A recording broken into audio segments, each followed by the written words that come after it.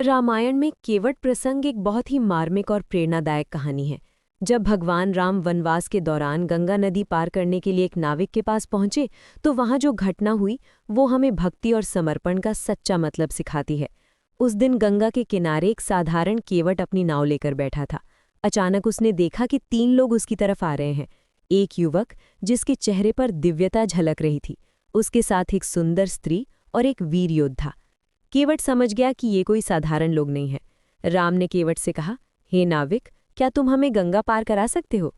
केवट ने राम के चरणों की तरफ देखा और फिर अपना सिर हिलाया।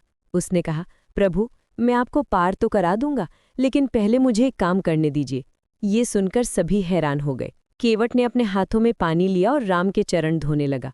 राम ने पूछा, ये क्यों कर रहे हो?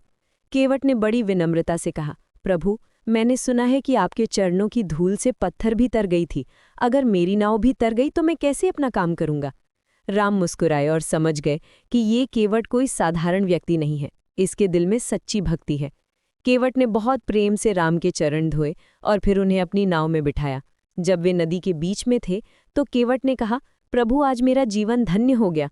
मैं एक साधारण नाविक हूं, लेकिन आपने मुझे अपनी सेवा का मौका दिया।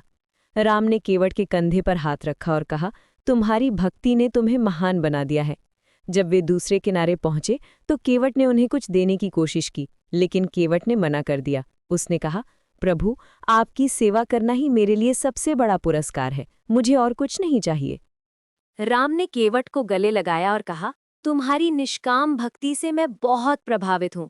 तुम्हें मेरा आशीर्वाद है कि तुम्हारा नाम युगों तक याद रखा जाएगा।